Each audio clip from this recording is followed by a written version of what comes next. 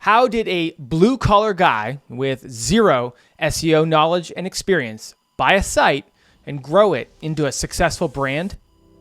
I have to ask how much experience you had at building or working on websites before you bought your first website. I mean, I don't know if AllTurtles was Zero. Zero. Okay, so Zero. True, when I bought the site, backlink, no idea what it was. Even for several years after owning the site, no idea what backlinks were. So actually the site wasn't an affiliate or anything of what you would say like a typical content site is today. It was somebody who had started the site in 2001. It had a forum with 80,000 pages. So it typically peaks around the middle of the year. Peak is anywhere from 150 to 180,000 page views a month. Overall. And this rookie site owner has not only survived every update since acquiring the site in 2012, he's actually managed to 50x the site's earnings, largely using a hands-off, passive approach. Yeah, so I'm pretty hands-off. I just pick the topic. No, I don't give outlines, but I do give a standard operating procedure, a writer guideline. Editing, reading, all of that, it's not really my thing, generally speaking. I more enjoy the operational aspect of it, the structuring of things. So I think it comes down to hiring good researchers if you're hiring non-experts about whatever topic you're doing. Well, I mean, I was just looking it over before we got on. I mean, you have links from Wikipedia, WikiHow, New York Times. You're also mentioned in a lot of Reddit forums. And you may be surprised just how much he's paying for all of this. Most people hearing this are going to think to themselves, wow, Brock has figured out how to get content for much cheaper than I have. That's like the secret sauce to getting good content out of a writing team like yours that isn't getting paid as much as others tout that they need to pay writers to get good content out of. Welcome to today's exclusive Niche Pursuits interview with Brock Yates, owner of AllTurtles.com and Broccoli.org. Enjoy. Before we jump into the podcast, I wanted to let you know that today's episode is sponsored by Search Intelligence. Here's a short clip of Ferry from Search Intelligence showing you how their agency built digital PR links to a client's website. This campaign got us big links in websites such as Lifehacker, Wales Online, Daily Record, and about 20 other news websites. Let me show you how we've done it. We knew that people will be flying a lot this summer, and we knew that journalists will be writing about this topic a lot. So, on behalf of our client, we put together a nice guide about how to fall asleep on the plane. Then we use Muckrack to find journalists who write about travel. Then we put our advice in a nice email and send the tips to the journalists. Within just a few days, the links started landing, securing our client natural placements in really big websites, just like this, and this. This is a great example about how you can leverage seasonal trends to earn links to a website. Anticipate what journalists want to write about at all times and give them the stories that they need. They will reward you with some great, juicy links. I hope this is helpful. If you want similar link building PR campaigns for your website, head to search-intelligence.co.uk and get in touch with them now.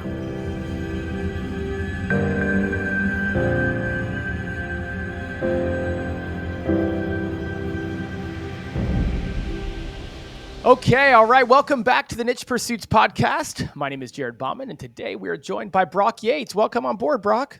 Hey, thanks.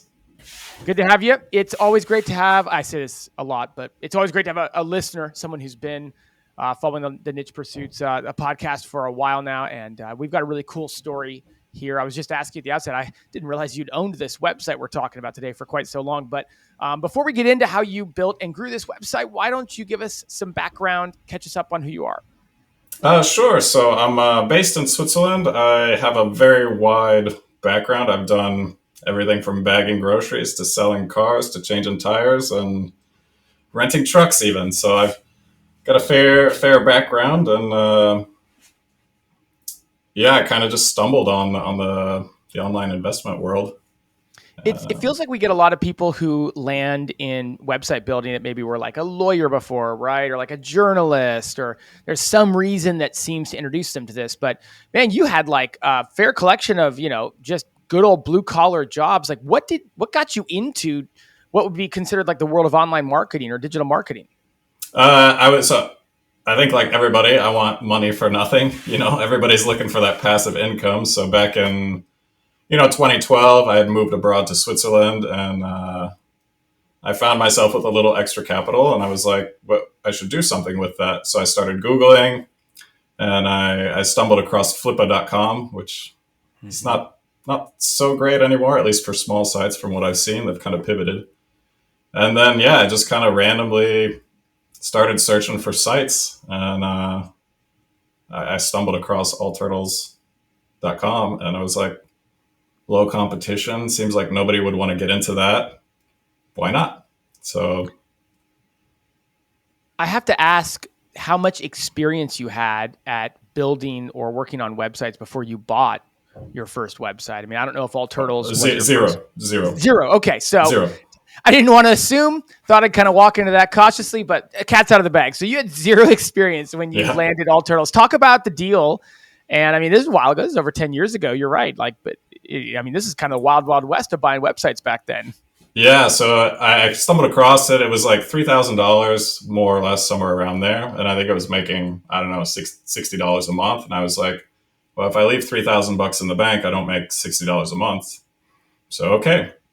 So I just, I bid on it, and I don't think it was a buy it now. I think I just won the auction. And then after that, it was like, okay, well, now, I got to buy hosting.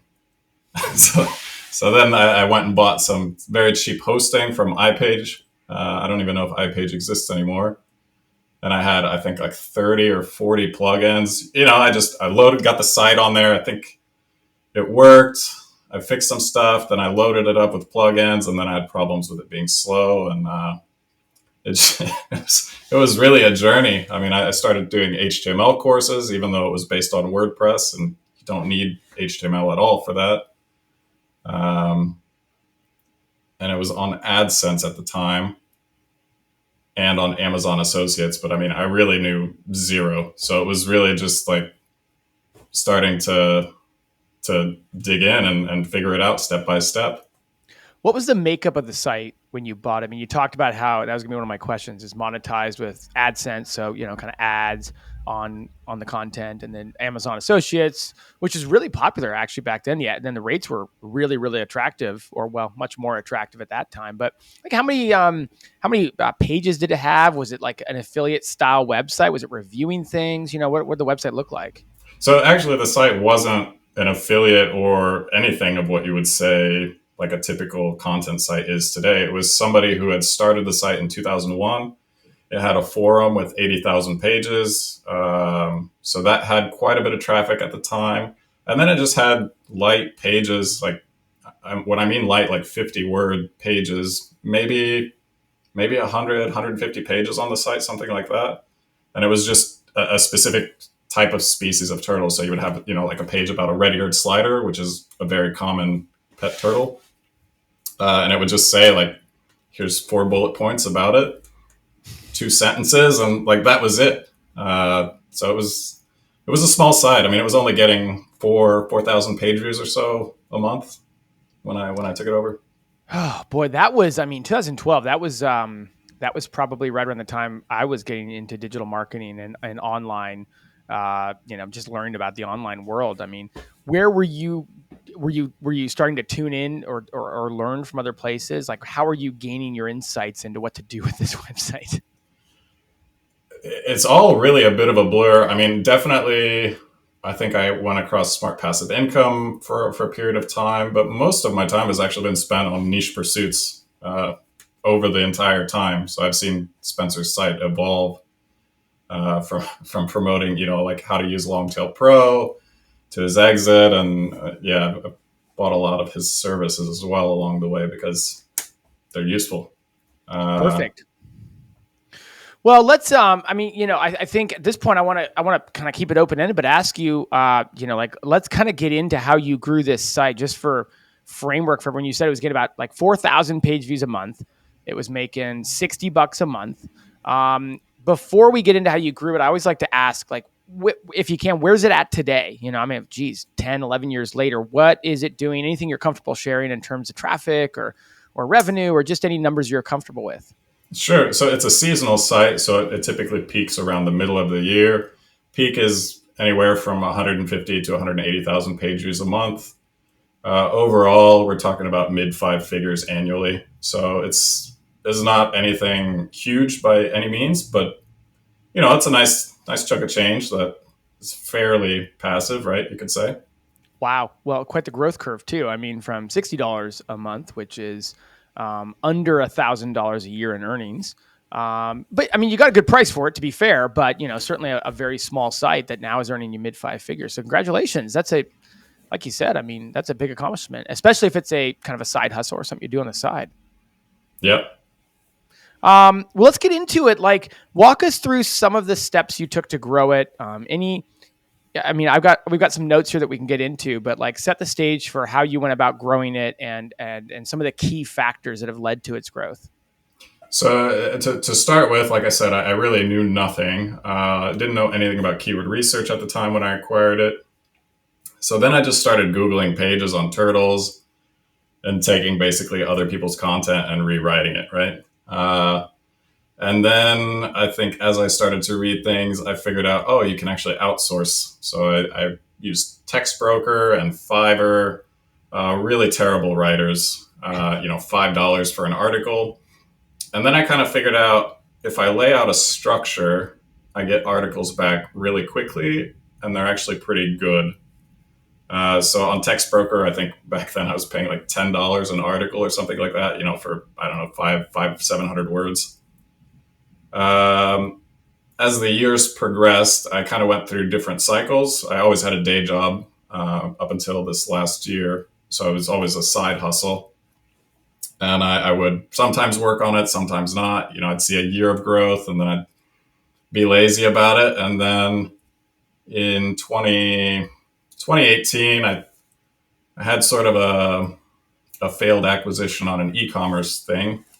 And I ended up having to sell all the other sites that I acquired. And I just kind of built up a system actually off of an internship that I did with No Hat Digital back in 2015, which was like an 8-week course. You had 4 weeks of keyword research and content production, and then 4 weeks of link building. Mm-hmm. So that's, I would say, once I hit that in 2015, that really pushed me forward. Sorry, I'm jumping on timelines.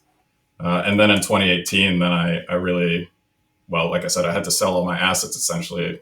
Just about went bankrupt at that point.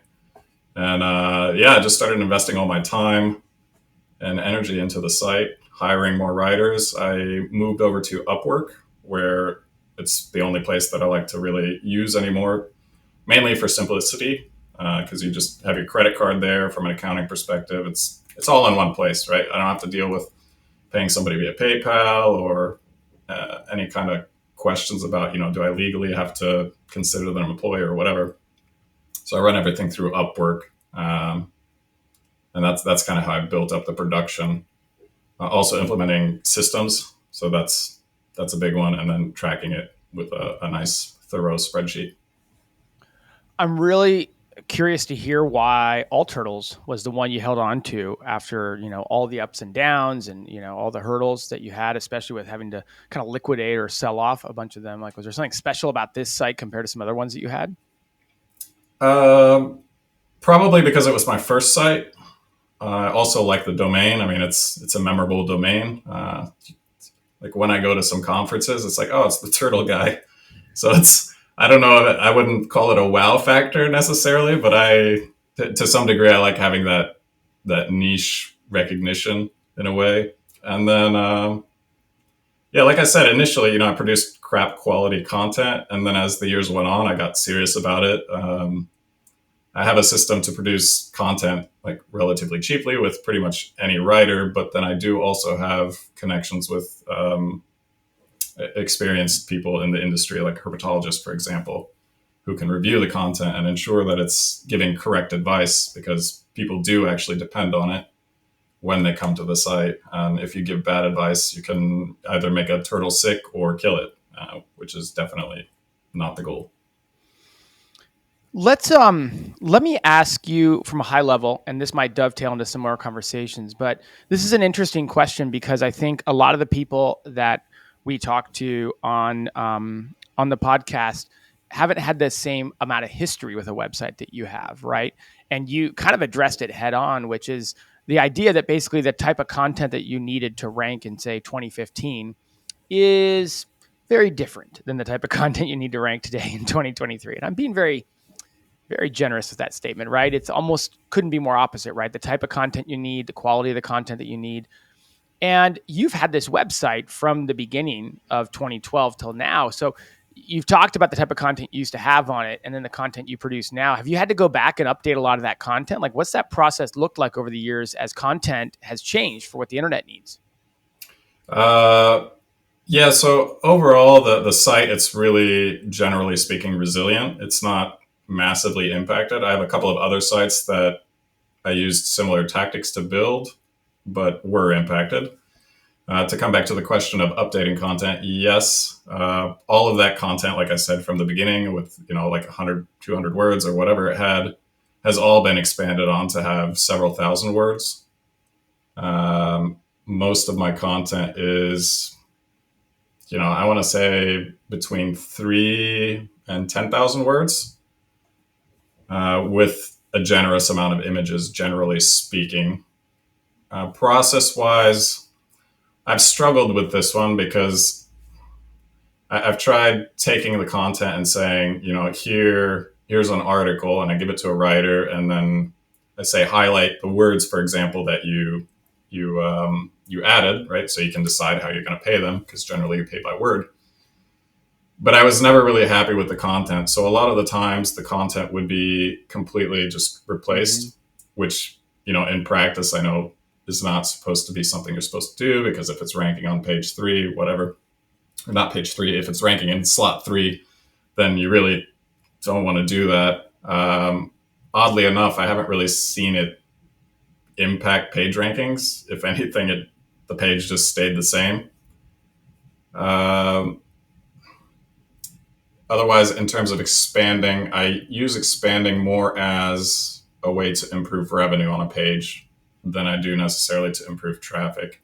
It's easier to squeeze more money out of a page that's ranking than it is to try and find a way to get an old page that maybe has lost rankings to come back. Yeah, no, it makes sense. You said that you had other sites you built in the same way that didn't survive or do as well in some of these changing landscape. Like, what is it about AllTurtles, do you think, that's caused it to be pretty flat, to grow, to be consistent, to not be susceptible to some of the changes that the other sites you had were? I think its history has a lot to do with it, because the site's been around for just so long. On top of that, I do have a federal trademark and a state trademark for the website. So I think it has a little bit more branding. And otherwise, it's also, I think, better well-rounded. The other sites, list posts make really good money, or at least they were up until recently on most of the sites. So when I figured that out, I was like, oh, I'm going to pivot and take all the money that we're making from AllTurtles, and we're going to invest it in a new site and just do list posts, which worked very well. But that's all there is. It's list posts on those sites.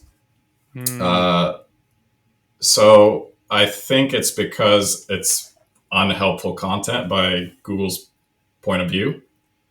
Even though it might be serving some users, they see they're all the same style. There's not really like any topical authority around everything.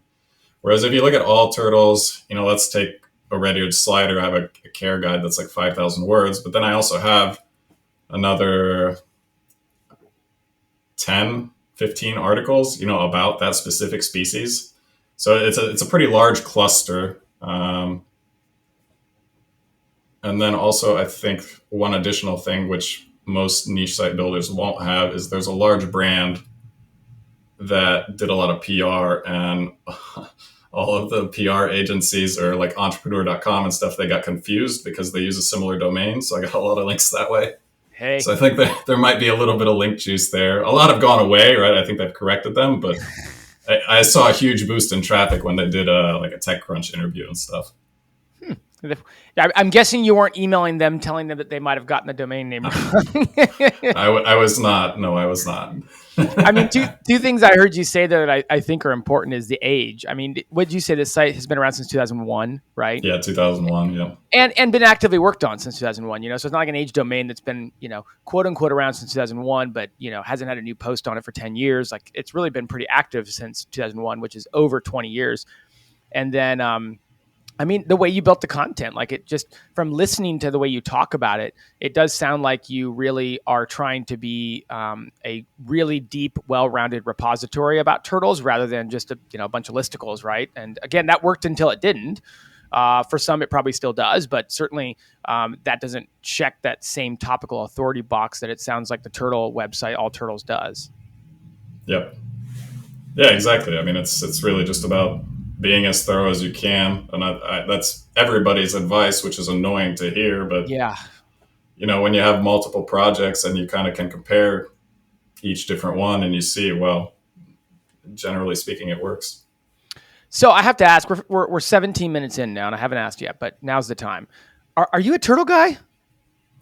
I killed a lot of turtles. I really shouldn't say that on a podcast. When I was like 10, 12, we lived in a neighborhood and we had this pond, and I was always catching snapping turtles and painted turtles and whatever, and I'd bring them home. And then, being a teenager or whatever, something else piques your interest, kind of like being an entrepreneur as well.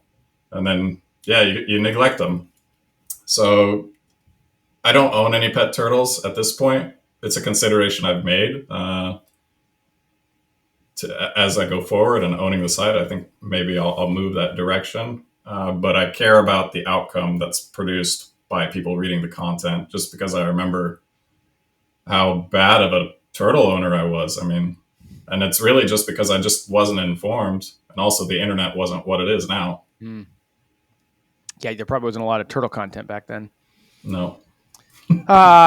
So it begs the question, like, especially in the world of these core updates and the helpful content update, these updates that certainly seem to have a play. I don't really want to force you into the awkward conversation of how important EEAT is in the turtle landscape, but certainly the idea of like being able to publish content that is reputable, that is knowledgeable, and that has clearly allowed you to do well through the years and years of changing landscape online. Like, if you're not a turtle expert, you don't even own a turtle, talk to us about the ways that you are ensuring your content is kind of the best available for turtles without those things being present in your life.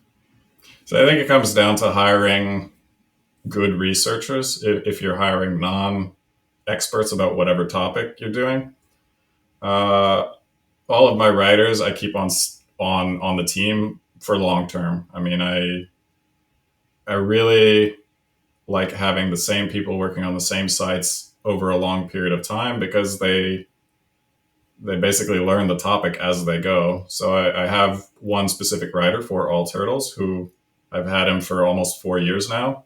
And I've even tried to switch him to other sites. And he's like, no, I just want to stay working on turtles, because he understands that. His background is that he was going to school to be a lawyer. So his research is really on point. His writing style is okay. It's improved over the years, but then you can have editing to fix that. I mean, that's just what we do. So I have a writer, and then I have an editor afterwards who goes through and kind of fixes any flow issues. And then when you talk about medical pages, talking about metabolic bone disease, for example, we have a partner herpetologist who will review the content, or who also has written a lot of the important guides on the site. So okay. For pages that can be general, I think just having somebody who's a good researcher and thorough and with references and everything, I think that can be enough. When you start getting into serious things, health related, whether that's for human sites or animal sites, then I think you need a subject matter expert to review it. Not necessarily for EEAT, but for the ethics of it. I mean, you don't want to be giving out crap advice for anybody that's going to possibly affect any kind of life. It's worked out well for you. It's almost funny. Like, again, I feel like Spencer and I have to navigate all these topics every week in the weekly news podcast we do. And we're always kind of tiptoeing around it because everyone gets, a little flustered about it. But, I feel like Google's big stance right now is, kind of people first content, right? And but they're asking us not to come at it from an SEO standpoint. And just hearing what you said, you're kind of like, yeah, I get all these turtle experts involved because it's the right thing to do, and that's what my readers would want. So that's what I do. And go figure, your website's doing well. But anyways, I'll leave that there.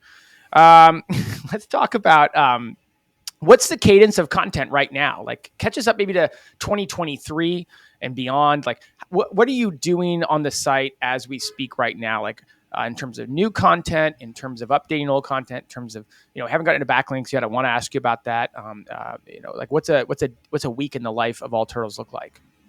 So right now we're producing 4 articles a month, so not very much. But we've got a backlog of 40 articles in the drafts waiting to be posted. And the editor, he's posting 3 articles a week. In terms of updating content, I'm updating between 3 and 5 articles a week. I'm using RankIQ for that, really specifically for the keywords. It's a nice, simple, it's Market Muse on a budget, I would say. Mm-hmm.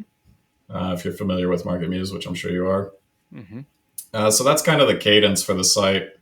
The other sites I've stopped production on, but they both also have a large backlog of content. Basically, like I said, I was pouring a lot of money into growing those 3 sites. And then after the 2 got hit, I kind of decided, well, we probably should pull back on the other 2 and then just focus on the main breadwinner. Hey, just a quick break. I hope you're enjoying the podcast so far. Just a quick reminder that today's episode is sponsored by Search Intelligence.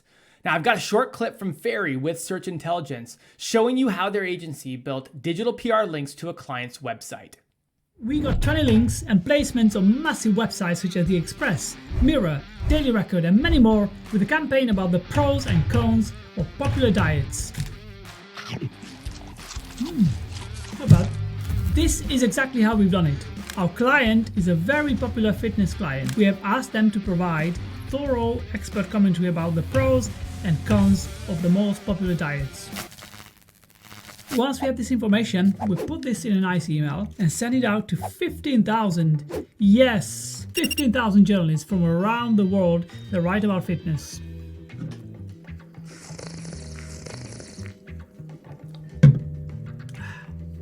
So good.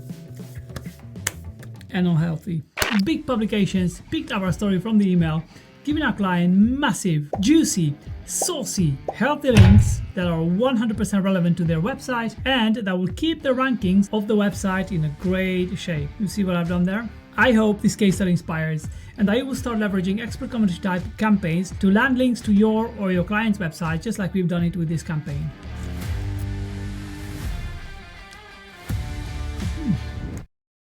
Like what you just heard and are looking for similar link building PR campaigns for your website?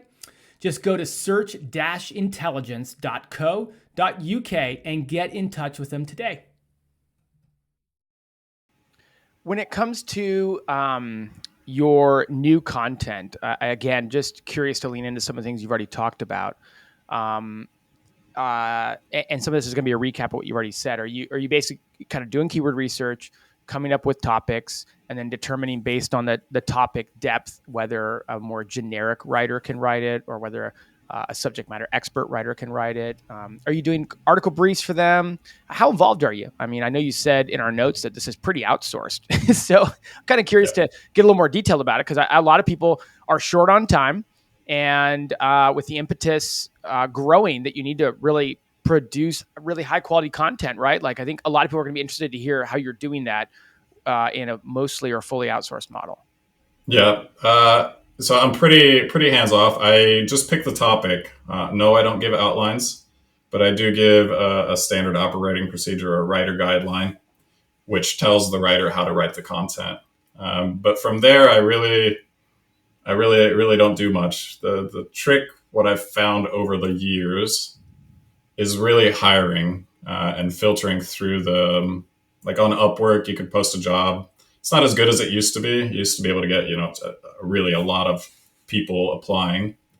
you can still get, 50 applicants. And of those, then it comes down to just filtering. And the filtering is not really very hard. For me, what I do is I filter by 90% success rate or above. And then from there, you just look at what the people wrote for your screening questions. Your screening questions can be, for me, I always ask specific questions about turtles. And one, I ask the same thing every time is, what is herpetology? Now, I know you can go to Google and you can copy and paste an answer. That's not what I'm looking for. So I just look to see, how does the person answer it? Is it a really scientific answer, or does it look like they gave their interpretation of what herpetology is? And then I ask a few more screening questions, and the goal is really to see, how do they write. If I say, have you written content about turtles before, and they say yes, well, you're out, because your job as a writer is to write. So that's kind of how I filtered. And as long as they're answering those screening questions, you can already tell they can write or they can't write. If you're filtering for native English, or if you're filtering for French or German or whatever, you'll really quickly discover if they can write in a language or not. And then from there, I hire them on. Of course, you always pay for projects. I always hire at $10 per 1,000 words initially, which is 1 cent a word. And then I just see what the first article's like. Generally, I pay them at 1.5 cents a word. And from there, I just copy and paste it and put it in WordPress. And then I let the editor do their job. And then the editor will tell me this content sucks or it doesn't. Editing, reading, all of that, it's not really my thing, generally speaking. I more enjoy the operational aspect of it, the structuring of things. But yeah, I let the writer write based on the guidelines that are provided. And then I let the editor edit based on how they want to edit. Let's talk about your editor. How many editors do you have? Where did you find them? And how involved are they? Are they making a lot of changes, or is it more just kind of like a double check? It's so I just have one editor, and I had one editor before, and they were writers for me, both of them. And then I basically have a 4-part training that teaches them how to be an editor. Be an editor from the standpoint of how to format content for SEO with the heading tags, inserting pictures, inserting internal links, inserting affiliate links. Ads, obviously, they don't need to think about because we're using Mediavine, so that's programmatic. But like I said, from a team perspective, I always like to keep people on for the long term. I like to work with people. I like to build a relationship to where they understand the website. They care about the website. They care about the reader and what they're getting and really adding value. So that's kind of where the writer and the editors, they're both from the same thing, basically. Most people hearing this are going to think to themselves, wow, Brock has figured out how to get content for much cheaper than I have. So asking the question that maybe a lot of listeners are having right now, like what's the secret sauce to getting good content out of a writing team like yours that isn't getting paid as much as others tout that they need to pay writers to get good content out of? Consistency goes a long way for the contractors. So that's always been a big thing. So if I come back to the start of it, it's hiring well at the beginning. If they don't write well, just let them go. I'm sorry, it didn't work out.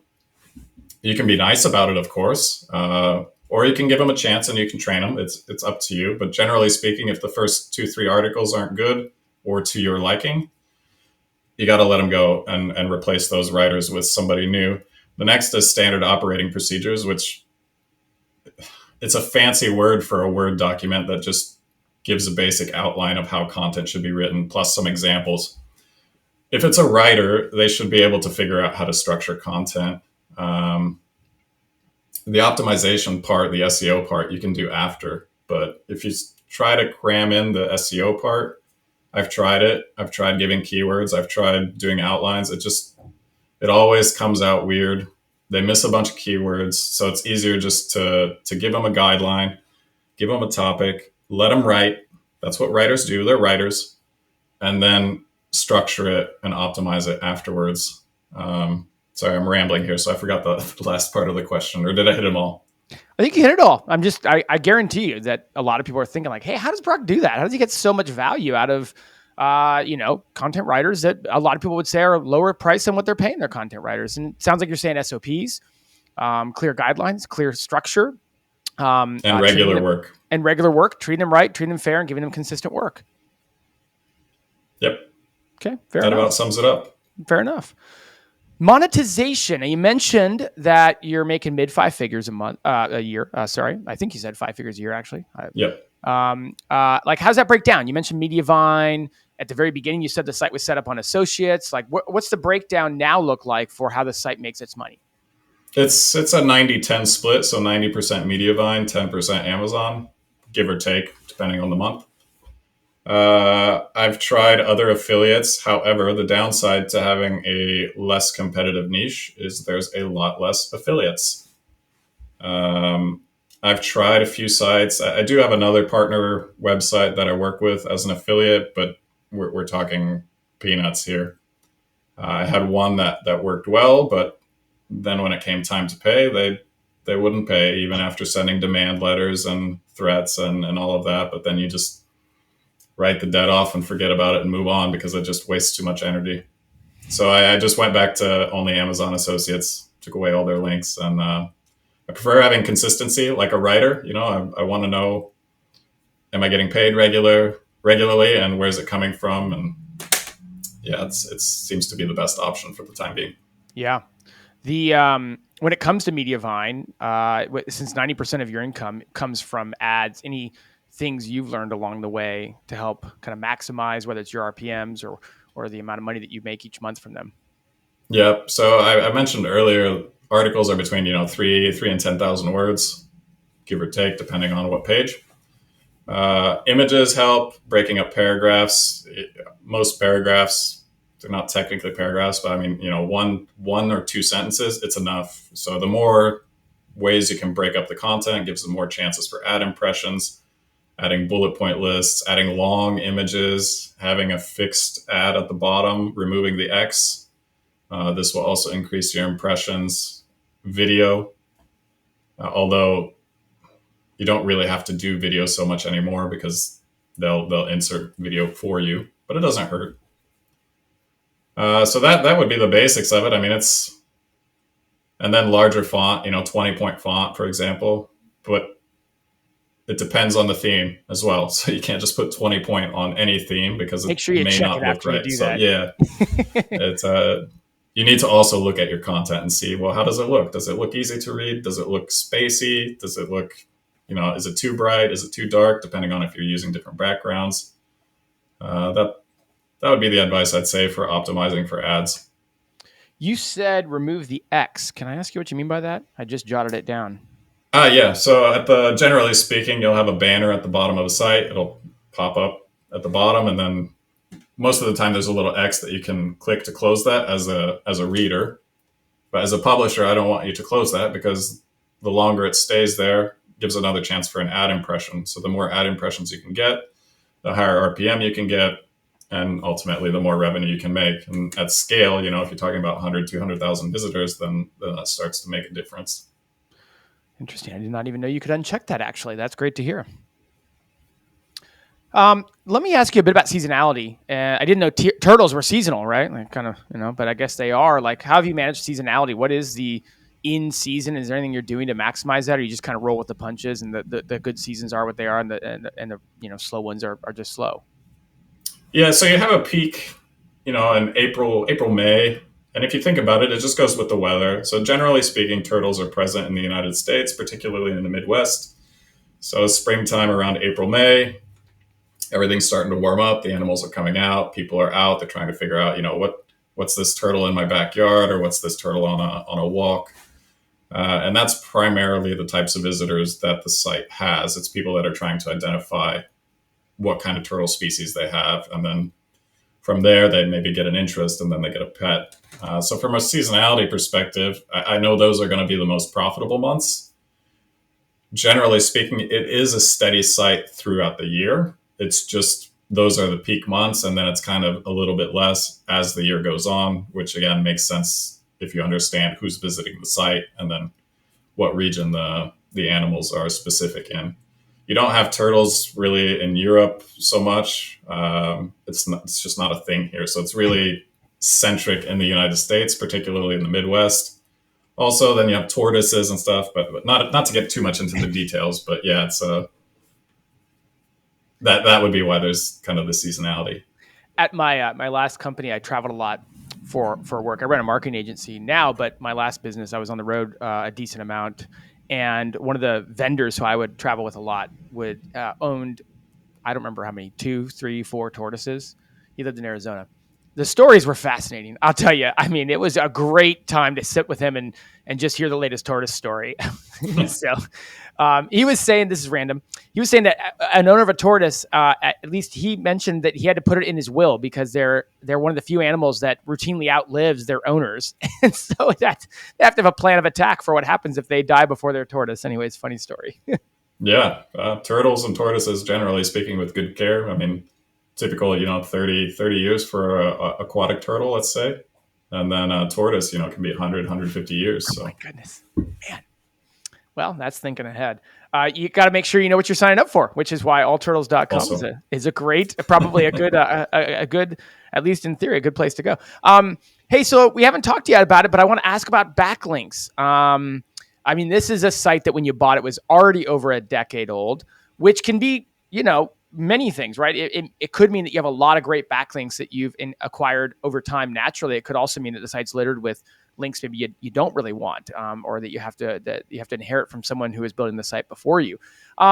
What was the state of the backlink profile when you got the site, albeit you probably didn't know much about backlinks at the time? And then talk about the backlink journey and process you've gone through since then. So overall, we have a no backlink plan in place. True, when I bought the site, backlink, no idea what it was. Even for several years after owning the site, no idea what backlinks were. Now, I mean, really, I just rely on the site being well seasoned, and then I use internal linking. So new pages will get linked to from existing content, which generally speaking has external links coming in already. And that's pretty much the linking strategy. Otherwise, we do infographics like on Pinterest, although the niche doesn't really perform well on Pinterest, but we have infographics that people can take. There's some government and some educational sites that also use the content and kind of link back, but it's all, organic. It's not me reaching out. I have tried in the beginning, maybe 1 or 2 years in, I paid a link service to insert some links, but I didn't even know what I was signing up for or paying for, to be honest. And then a couple of years ago, we did some additional link building just to test it out. And that didn't really seem to move the needle. So I just feel like with the site being so well established, I don't even bother with link building. That may or may not change in the future. Right. Well, I mean, I was just looking it over before we got on. I mean, you have links from Wikipedia, WikiHow, New York Times. You're also mentioned in a lot of Reddit forums. You've got like kind of more of those foundational Crunchbase style links. Like, did those all just come in organically? Yeah. It's really all. So before creating long form content was a thing, I don't even remember when I did this, maybe 2014. I paid a guy like $30 an hour back then to write guides, and he wrote just massive guides, and those attracted some really good links back then. So maybe part of it was like being in the right place at the right time for that. Although you could argue that I didn't do enough to take advantage of it, but that's another thing. Yeah. Well, hey, hindsight's 2020, right? I mean, I'm looking over a lot of the things that we wanted to talk about, and I do feel like we've touched on a lot of them.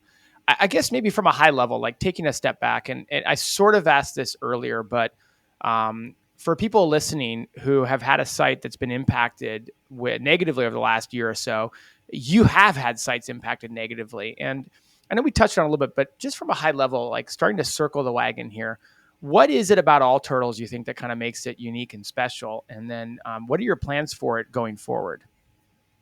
What makes it special is I've been extremely protective of the site. I don't accept guest posts. I don't do link insertions, which I'm sure anybody with a site gets tons of those where people are offering money. I do sponsored stuff, but only if it's relevant. So I think it's special because I've really put a lot of effort to keep the site on topic.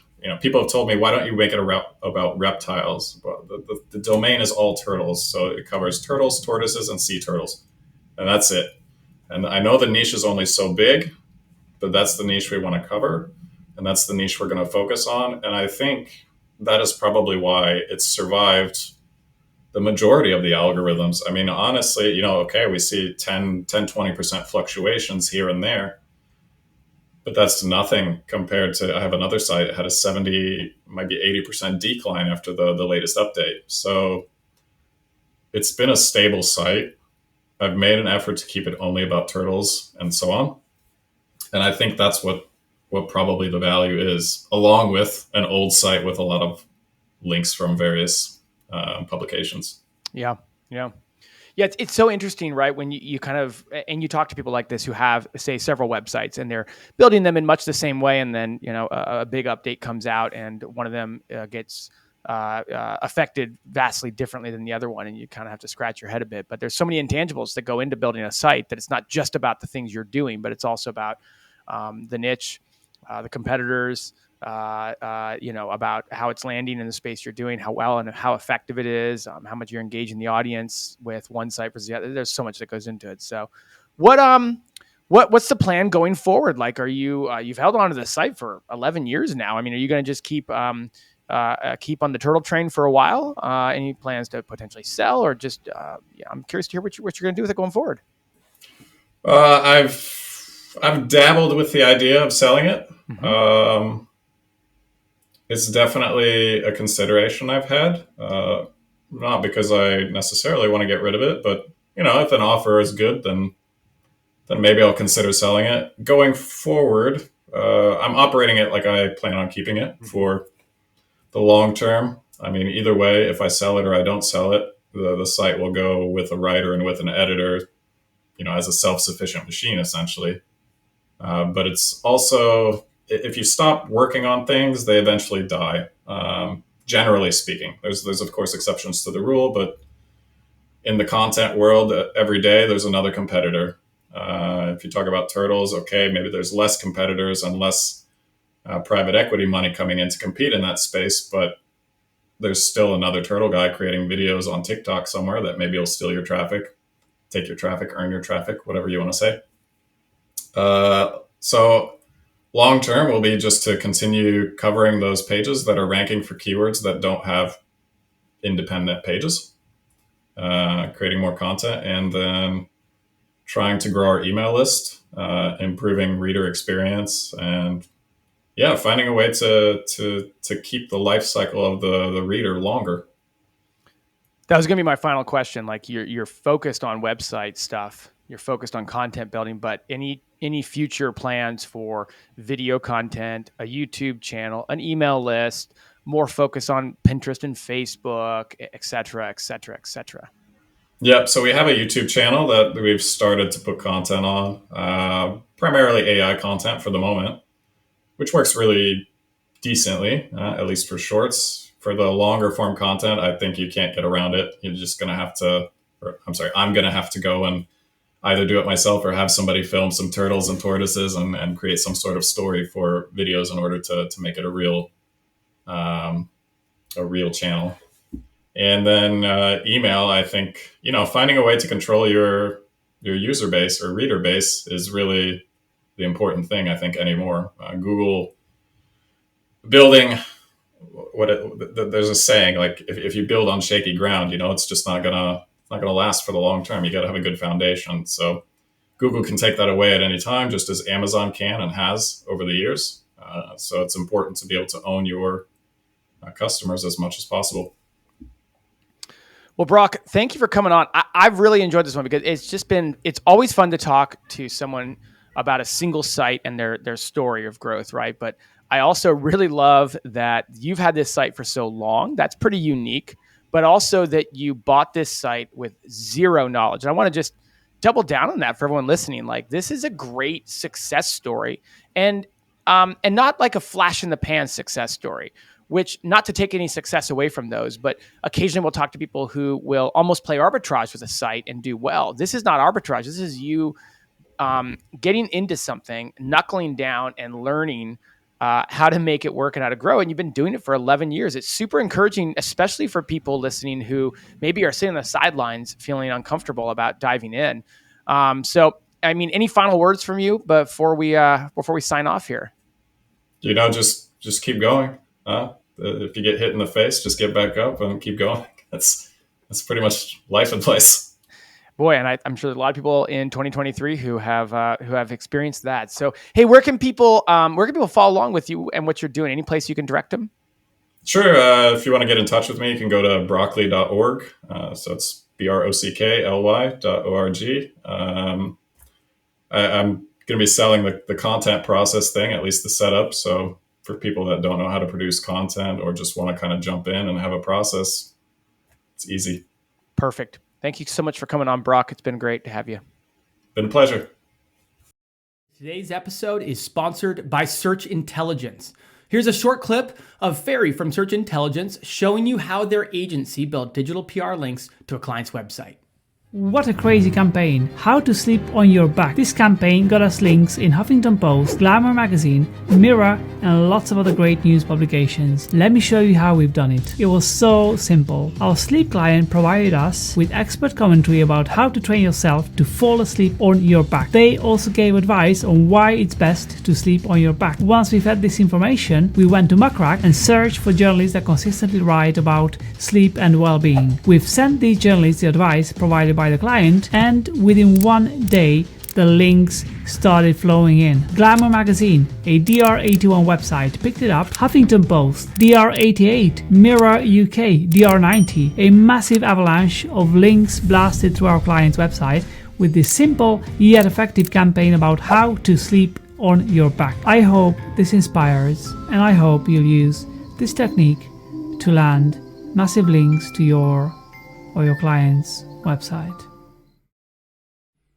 Thanks for joining us today on the podcast. Just a final reminder that it was brought to you by Search Intelligence. And if you're looking for link building PR campaigns for your website, just head over to search-intelligence.co.uk and get in touch with them today. Cheers.